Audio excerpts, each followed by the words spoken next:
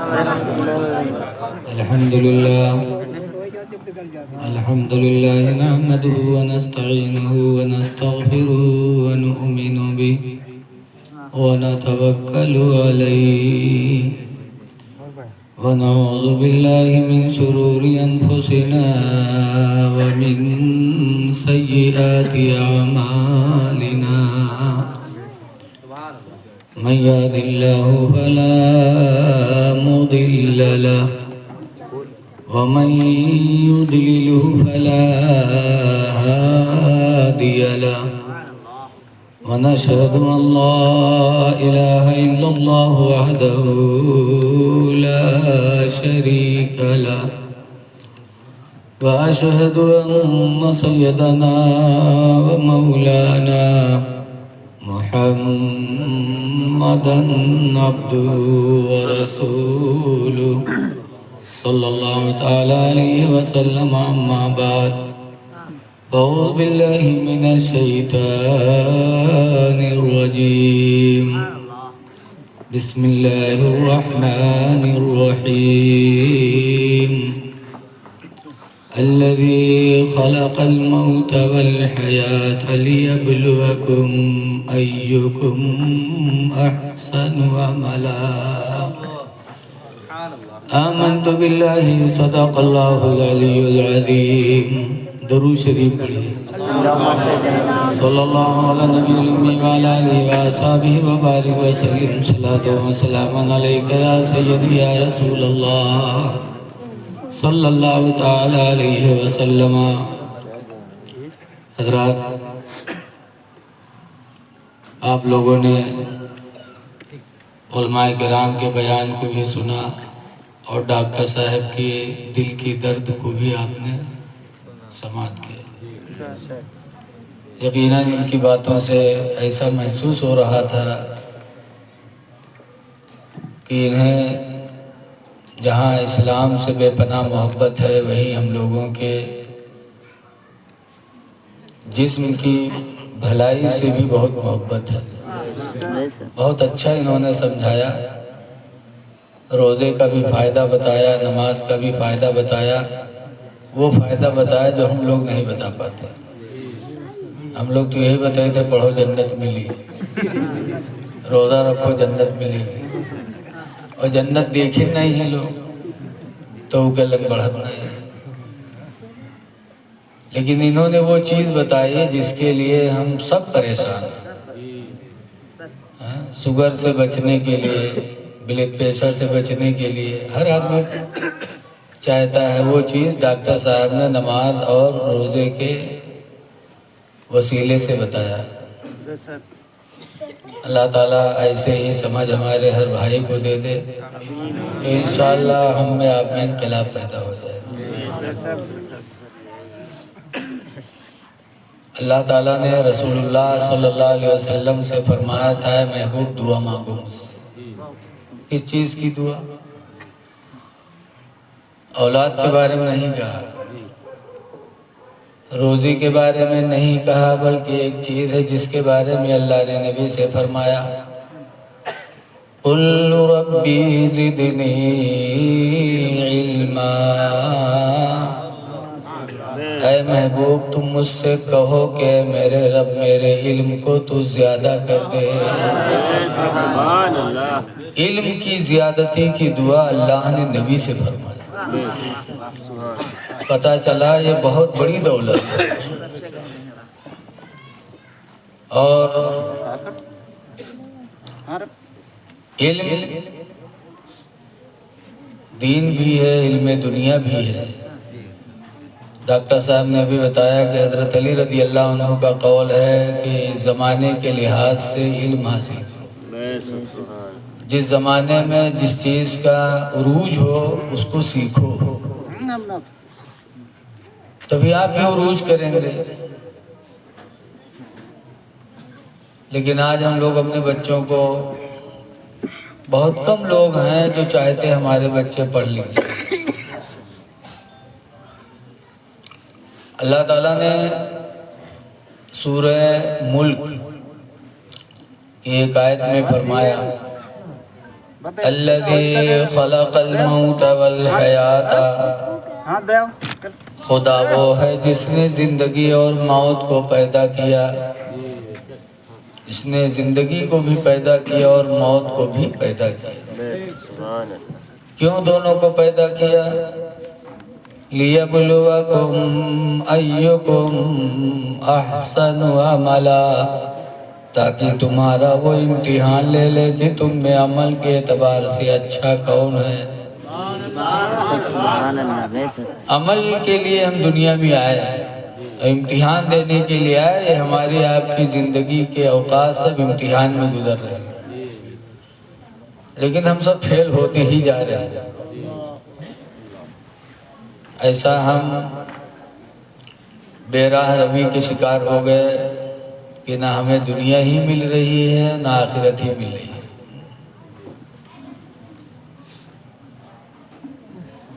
اعلیٰ حضرت نے فرمایا تھا دل لہو میں کھونا تجھے، ایک شعر اعلیٰ حضرت نے فرمایا تھا، دل لہو میں کھونا تجھے، شب صبح تک سونا تجھے۔ یہی ہمارا کام ہے۔ ٹھیک ہے ڈاکٹر صاحب جائیے، بہت وقت آپ نے دیا ہے۔ بہت بہتر، بہت بہتر۔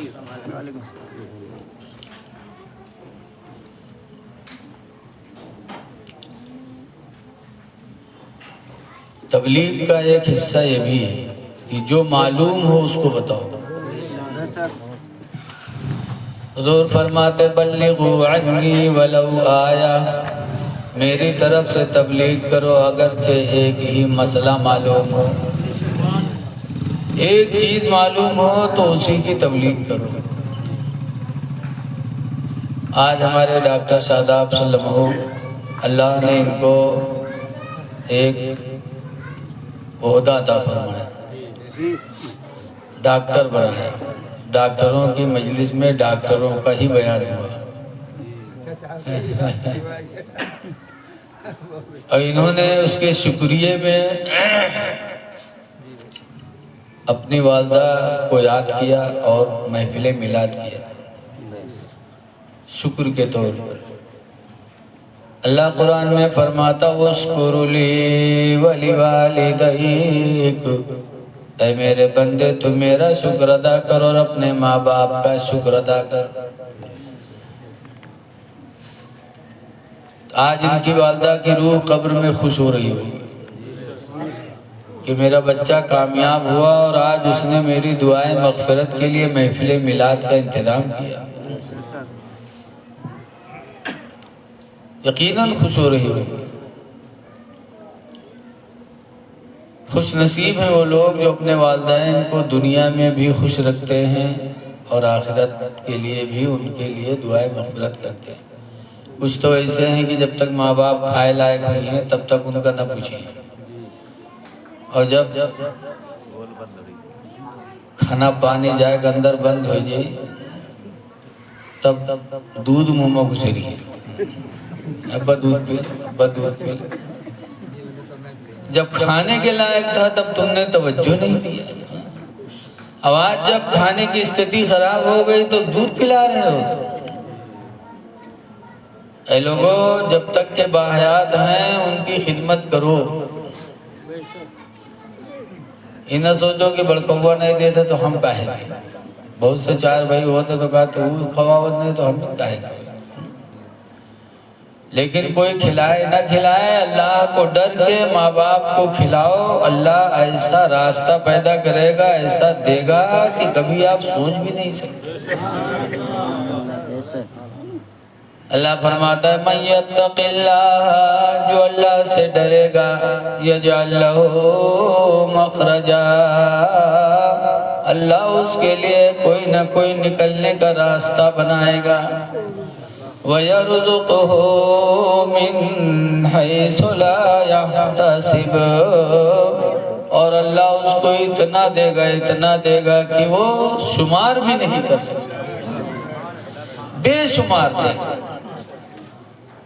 کبھی کیا سوچ سکتے تھے کہ ہم کو نوکری ملے گی؟ پہلی چانس میں اور اتنی زیادہ تنخواہ،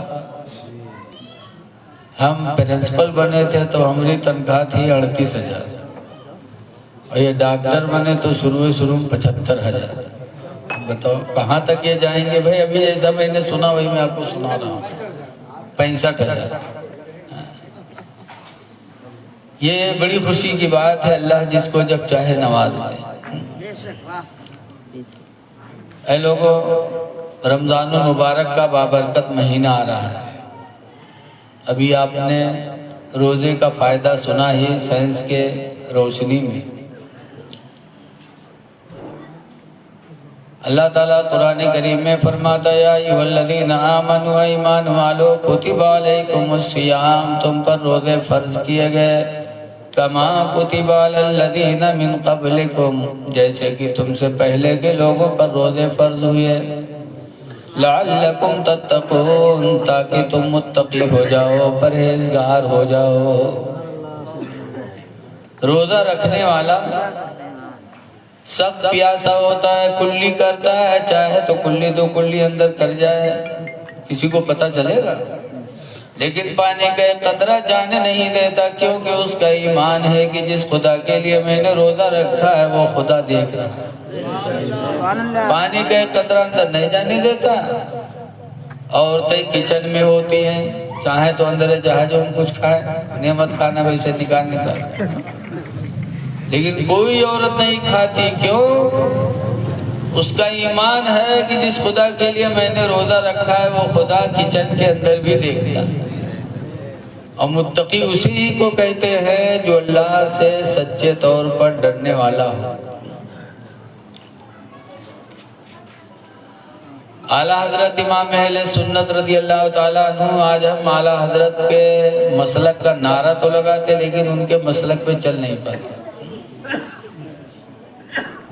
اعلیٰ حضرت امام اہل سنت رضی اللہ تعالیٰ عنہ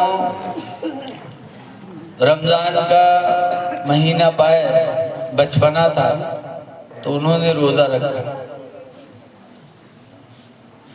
اور جب روزہ رکھا تو ان کے ماں باپ بہت خوش ہوئے، اتنا خوش ہوئے کہ ان کے ابا نے بریلی میں دعوت کر دی، پورے بریلی میں دعوت بانٹ دی کہ آج میرے بچے نے زندگی کا پہلا روزہ رکھا۔ دعوت بڑھ کے انتظام ہونے لگا، ظہر کے بعد اعلیٰ حضرت پریشان، چہرہ مرجھا گیا، ہونٹ سوکھ گئے۔ ایک باپ کو اپنی اولاد سے بڑی محبت ہوتی ہے، باپ مصیبت کا پہاڑ لا دے گا لیکن بچے کے چہرے پہ کبھی اداسی دیکھنا گوارا نہیں کرتا۔ اعلیٰ حضرت کے ابا پریشان ہو گئے تو ایک کمرے میں لے کر کے گئے، اعلیٰ حضرت کو دروازہ کھڑکی بند کیا اور ایک پیالی کھیر لائے، پانی لائے، کہا بیٹا ابھی 5 گھنٹہ روزہ افطاری میں باقی ہے اور تمہاری حالت نازک ہے، بیٹا کھیر کھا لو، پانی پی لو، دروازہ بند ہے۔ تو اعلیٰ حضرت بچپن میں کہتے کہ ابا یہ دروازہ کھڑکی آپ نے بند کیا ہے کن کے لیے؟ بریلی والوں کے لیے کہ ہم کو نہ دیکھ پائیں۔ تو ابا کیا روزہ میں نے بریلی والوں کے لیے رکھا ہے؟ ابا جس خدا کے لیے ہم نے روزہ رکھا ہے وہ بند کمرے میں بھی دیکھ رہا ہے، وہ خدا دیکھ رہا ہے۔ بچپن میں اعلیٰ حضرت کا یہ پختہ ایمان، یہ اللہ دیکھ رہا ہے۔ روزہ نہیں توڑے، اللہ نے ہمت دی، یہاں تک کہ شام کو بریلی والوں کے ساتھ مل کر اعلیٰ حضرت نے روزہ افطار کیا۔ یہ ہیں اعلیٰ حضرت۔ اے لوگو روزہ رکھو، رمضان کا مہینہ آ رہا ہے۔ حدیث پاک میں ہے کہ رمضان کے آنے پر مسلمان خوش ہوتا ہے اور رمضان کے جانے پر مسلمان غمگین ہوتا ہے کہ ہائے برکت والا مہینہ جا رہا ہے۔ تو ہم اور آپ کو خوشی ہونا چاہیے کہ وہ بابرکت مہینہ ہم تک آ چکا ہے، جلوہ فگن ہونے والا ہے، تیاریاں کر لو۔ نماز تراویح باجماعت ادا کرو، قرآن کریم سنو، اس لیے کہ حدیث پاک میں الصوم والقرآن یشفعان یوم القیامہ، کہ روزہ اور قرآن یہ دونوں قیامت کے دن شفاعت کرائیں گے۔ روزہ کو بولنے کی اجازت اللہ دے گا، قرآن بھی بولے گا، روزہ بھی بولے گا۔ روزہ کہے گا اللہ اس نے میرے لیے کھانا پینا اپنے نفس کے تمام خواہشات کو چھوڑا ہے، الہی سے بخش دے۔ قرآن دوسری طرف سے کہے گا اللہ اس نے رات میں اپنا بستر چھوڑا، نیند کو قربان کیا مجھے سننے کے لیے، اللہ اس کی مغفرت فرما دے۔ تو حدیث پاک میں ہے کہ اللہ تعالیٰ دونوں کی شفاعت قبول کر کے اس انسان کی بخشش فرما دے گا۔ اس لیے خوب روزہ رکھو، قرآن کریم کی تلاوت کرو کثرت سے، لیکن قرآن پڑھو تو صرف پڑھنے کے لیے نہیں اترا ہے، قرآن عمل کے لیے اترا ہے۔ پڑھتے تو ہیں لیکن ہم اس پہ عمل نہیں کر پاتے۔ ابھی مفتی کلیم صاحب نے ماں باپ کے بارے میں بہت سی حدیثیں، بہت سی قرآن کی آیتیں انہوں نے پڑھی۔ مولانا آصف صاحب قبلہ نے موت کے تعلق سے بہت اچھا بیان کیا۔ قرآن عمل کے لیے آیا ہے۔ قرآن کریم 18واں پارہ سورہ نور ہے۔ سورہ نور وہ سورت ہے کہ بتایا گیا کہ اس کی تعلیم ترجمہ اور تفسیر کے ساتھ عورتوں کو سکھانا چاہیے۔ اس کی تفسیر بھی جانیں، ترجمہ بھی جانیں، تاکہ وہ عورت کا ماحقہ اسلامی زندگی گزار سکے۔ اللہ تعالیٰ قرآن کریم میں فرماتا ہے